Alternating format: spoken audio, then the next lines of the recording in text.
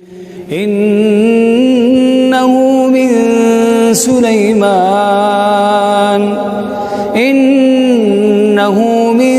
Sulaiman wa innahu bismillahirrahmanirrahim.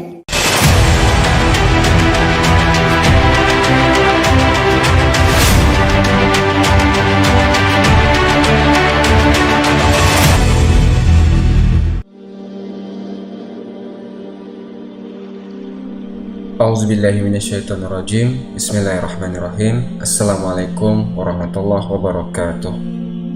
Alhamdulillahi wahda, wassalatu wassalamu ala rasulillah. Pada kesempatan kali ini kita akan mengisahkan tentang seseorang yang Allah subhanahu wa ta'ala berikan nikmat yang sangat besar, berupa dua kebun yang sangat luas, yang mana hasilnya tidak pernah dikurangi Allah subhanahu wa ta'ala, sehingga kisah ini disebut Shahibul Jannataini, pemilik dua kebun. Kisah ini disebutkan dalam surah Al-Kahfi ayat ke-32 sampai kepada ayat 41. Allah Subhanahu wa taala berfirman, "Wadrib lahum masalan rajulaini ja'alna li ahadihima jannataini min a'nabin wa hafafnahuma bi nakhlin waja'alna bainahuma jar'ah." Dan berikanlah wahai Muhammad kepada mereka sebuah perumpamaan. Dua orang laki-laki, seorang yang kafir, yang kami beri dua buah kebun anggur, dan kami kelilingi dua kebun itu dengan pohon kurma, dan di antara dua kebun itu kami buatkan ladang. Kiltal jannataini atat ukulaha walam tazlim minhu syai'ah wa fazzarna kilalahuma nahara. Kedua kebun itu menghasilkan buah-buah yang banyak dan tidak berkurang sedikit pun. Dan di celah-celah kedua kebun itu kami alirkan sungai yang tidak pernah surut. Kisah ini teman-teman bercerita kisah tentang di zaman sebelum kita, maksudnya di zaman Bani Israel. Dan tidak mengapa kita ceritakan kisah ini, karena memang kisah ini dimaktub dalam Al-Quran. Kata Nabi SAW, hadisu an Bani Israel wala haraj. Tidak mengapa mengisahkan oleh kalian tentang kisah-kisah Bani Israel, dan tidak mengapa hukumnya selama tidak bertentangan dengan Al-Quran. Jadi dahulu di zaman Bani Israel ada dua orang. Ada yang mengatakan bertetangga, berkawan. Ada yang mengatakan dua orang ini saling bersaudara.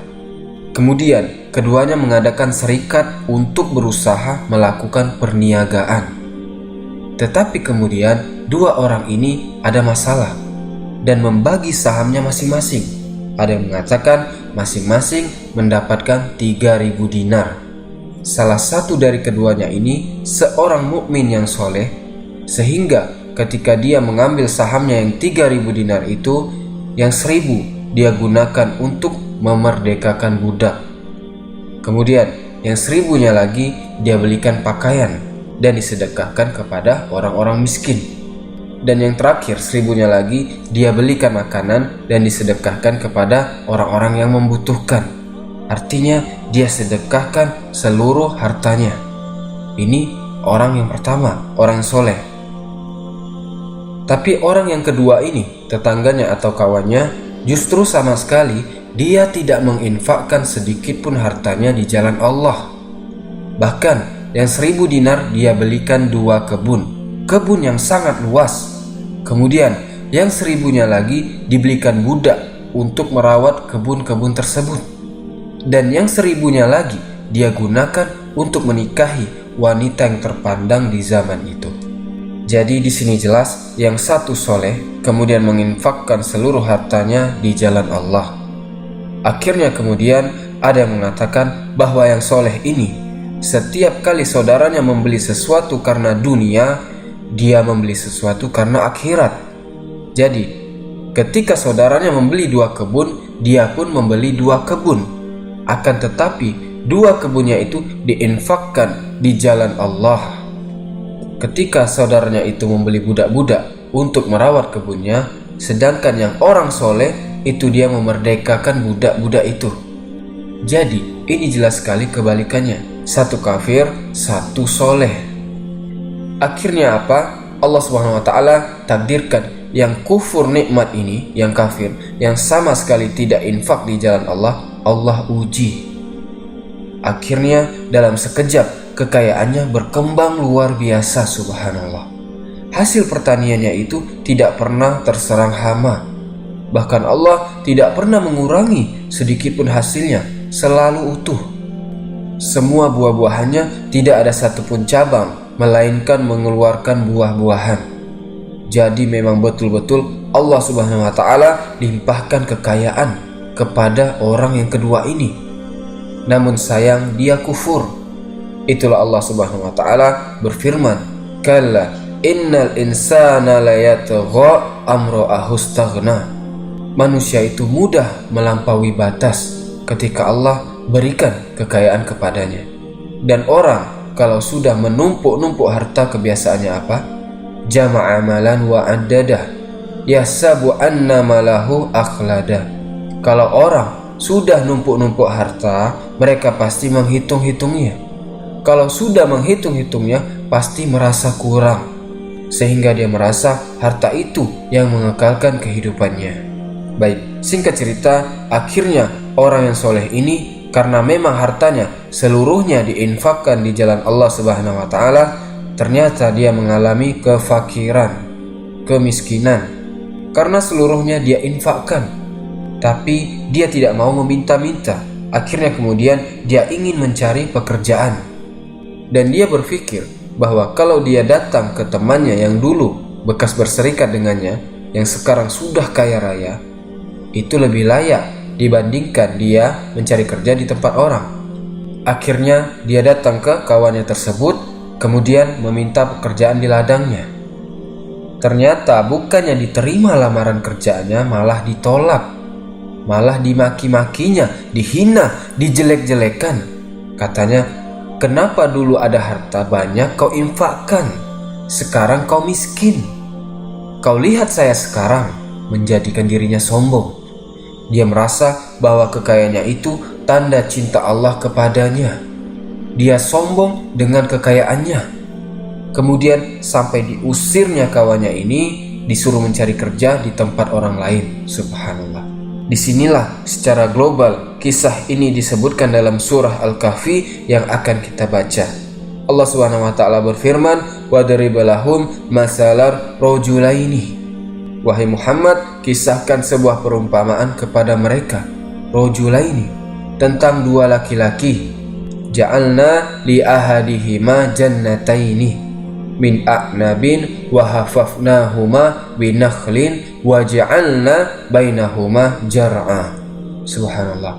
Allah Subhanahu wa Ta'ala mempermisalkan bagaimana kekayaan orang ini dengan sangat indah sekali. Sampai Allah menyebutnya dengan kata-kata jannataini, dua sorga. Di sini Allah Subhanahu wa Ta'ala mengatakan tentang dua orang laki-laki, seorang yang beriman dan satunya kafir. Yang mana yang kafir ini kami beri dua buah kebun anggur dan kami kelilingi dua kebun itu dengan pohon-pohon kurma. Karena pohon kurma ini tinggi, jadi seolah-olah pohon kurma itu menjaga pohon anggur itu. Udah kayak pagarnya pohon anggur. Dan itu bukan satu kebun, melainkan dua kebun yang sangat luas sekali. Kemudian di antara kedua kebun-kebun itu kami buatkan ladang. Kemudian Allah mengatakan, kiltal jannataini atat ukulaha walam tazlim minhu syai'a. Subhanallah, kedua kebun itu menghasilkan buahnya dan tidak berkurang sedikit pun. Tidak pernah terserang hama, tidak pernah hasilnya kurang, tidak pernah 100% bersih hasilnya. Sehingga makin kaya semakin kaya. Allah uji dengan kekayaan. Kemudian wafajjarna kilalahuma nahara, dan kami alirkan ke kebun itu sungai. Masya Allah, coba bayangkan ya, betapa indahnya. Ini memang Allah mudahkan semuanya gitu kan. Dia tidak capek lagi karena airnya ini langsung ngalir ke kebunnya, seolah-olah dia cuma memetik hasilnya saja. Makanya disebut jannataini, seolah-olah dua surga, saking indahnya dan menghasilkan yang luar biasa. Kemudian Allah mengatakan wa kana lahu samarun, dan dia memiliki kekayaan yang sangat besar sekali dari hasil dua kebun itu. Kekayaan orang ini memperluas kebun, dan setiap kebunnya itu diperluas, hasilnya tidak pernah berkurang. Hasilnya selalu banyak. Fakola, mulailah di sini terjadi hiwar, terjadi dialog antara orang yang diberikan kekayaan yang kafir ini dengan kawannya yang soleh yang menginfakkan seluruh hartanya tadi. Fakola lisohibihi, maka dia berkata kepada kawannya yang beriman itu, ana aksaru minka malan wa a'ajju nafara. Yang kafir mengatakan, hartaku lebih banyak daripada hartamu, dan pengikutku lebih kuat daripada pengikutmu. Mulai sombong dia. Lihat, hartaku lebih banyak sekarang. Kenapa kau dulu infakkan semuanya? Coba seperti aku. Maka Allah Subhanahu wa taala mengatakan, wa dakhala jannata huwa zalimun li nafsihi. Dia pun masuk ke dalam kebun tersebut dan dia menzolimi dirinya. Kenapa disebut menzolimi dirinya? Karena dia kufur nikmat. La in syakartum la ajidanakum wa la in kafartum inna azabi lasyadid. Harusnya ketika Allah Subhanahu wa taala berikan kekayaan itu, syukuri. Jadi dengan syukur itulah bertambah kenikmatan kita. Tapi kalau makin kufur, nanti azabku sangat pedih, kata Allah. Nanti akan ada waktu di mana Allah Subhanahu wa taala membiarkan di atas kenikmatan sampai waktu yang tertentu, maka Allah akan habisi kenikmatan itu. Begitulah Allah Subhanahu wa taala berikan istiraj. Istiraj itu membiarkan dulu, baru setelah waktunya tiba Allah hancurkan semuanya. Apa bentuk kufurnya? Ini bentuk kufurnya. Qala, dia mengatakan, ma'azunnu antabida hazihi abada. Dengan sombongnya dia mengatakan, ma'azunnu, aku kira kebun ini tidak akan binasa selamanya. Dia kira kekayaannya itu tidak akan binasa. Dia mengingkari nikmat Allah Subhanahu wa taala, yakin bahwa kekayaanku tidak akan berkurang karena ini adalah hasil jerih payahku. Kemudian juga dia mengatakan, wa ma'azunnu as-sa'ata qa'imatan, dan saya yakin hari kiamat itu tidak mungkin datang. Subhanallah, dia merasa kekal. Kemudian dia mengatakan lagi, wala iruditu ila rabbi la ajidana khairan minha munqala, dan sekiranya aku dikembalikan kepada Tuhanku, pasti aku akan mendapatkan tempat kembali yang baik daripada ini. Maksudnya, anggaplah kiamat itu terjadi, kemudian aku meninggal, diwafatkan, maka ketika dibangkitkan, Allah Subhanahu wa taala akan berikan lagi kekayaan itu berlipat-lipat. Dia sangka kekayaan di dunia itu karena Allah sayang kepadanya. Ini kekufuran namanya. Maka kemudian qala lahu sahibuhu wa huwa yuhawiruhu, dan sekarang mulailah orang yang beriman, yang soleh tadi menasihati kawannya. Akafarta billazi khalaqaka min turabin summa min nutfatin summa sawaka rajula. Kata kawannya, apakah engkau akan ingkar kepada Tuhan yang menciptakan dirimu dari tanah, lalu dia menjadikan engkau seorang lelaki yang sempurna? Allah berikan engkau kekayaan, dulu engkau anak kecil, kemudian Allah Subhanahu wa taala berikan pendengaran, berikan penglihatan, Allah berikan akal dan pemikiran. Dengan fasilitas yang Allah Subhanahu wa taala berikan, akhirnya kamu bisa mencari harta sesuai kehendakmu. Apakah engkau kufur dengan nikmat Allah yang Allah berikan kepada kita? Lakinna huwa Allahu rabbi wa la usyriku bi rabbi ahada. Tetapi aku percaya bahwa dia Allah Tuhanku dan aku tidak mempersekutukan Tuhanku dengan siapapun. Walaula isdaqalta jannataka qulta ma sya Allah la quwata illa billah entarani ana aqalla minka malan wa walada. Kemudian dia mengatakan, dan mengapa ketika engkau memasuki kebunmu tidak mengucapkan masya Allah atas kehendak Allah, kemudian la quwata illa billah, sesungguhnya atas kehendak Allah semua itu terwujud. Tidak ada kekuatan kecuali dengan pertolongan Allah. Sekalipun engkau anggap harta dan keturunanku lebih sedikit dari kamu, tapi jangan mengingkari nikmat Allah Subhanahu wa ta'ala. Kalaulah bukan karena Allah, engkau tidak akan kaya. Kenapa kau sombong? Itu maksudnya. Kemudian Allah melanjutkan, fa asa rabbi an yu'tiyani khairan min jannatika wa yursila 'alaiha husbanan minas sama fatusbiha su'idan zalaqa au yusbiha ma'uha ghauran falan tastati'a lahu tolaba. Maka mudah-mudahan Tuhanku akan memberikan kepadaku kebun yang lebih baik daripada kebunmu, maksudnya di sorga, dengan aku infakkan hartaku di jalan Allah, dan dia mengirimkan petir dari langit ke kebunmu sehingga kebun itu menjadi tanah yang licin atau airnya menjadi surut ke dalam tanah, maka engkau tidak akan dapat menemukan lagi hasilnya. Kemudian wa uhita bi samarihi fa asbaha yuqallibu kaffaihi a'la ma anfaqa fiha wa hiya khawiyatun ala urushiha wa yaqulu ya laitani lam usrik bi rabbi ahada.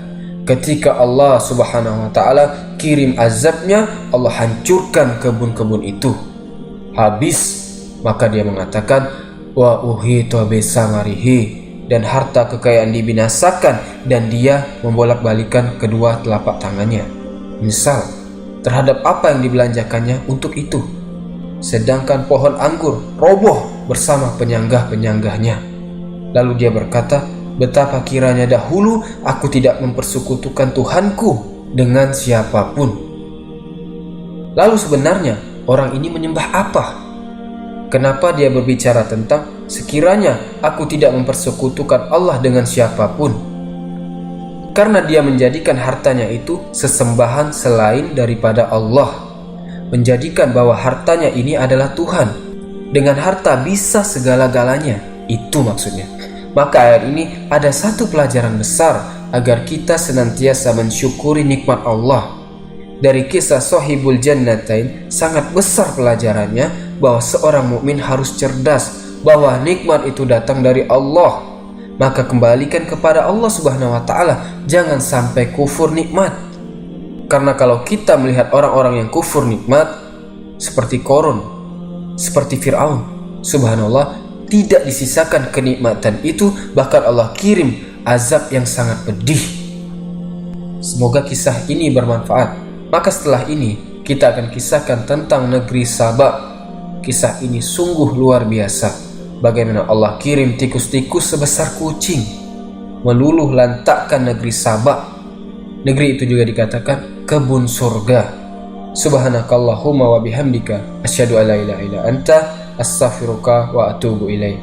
Wallahu ta'ala alam wa sallallahu ala nabiyyina Muhammad wa ala alihi washabihi wasallam. Assalamualaikum warahmatullahi wabarakatuh.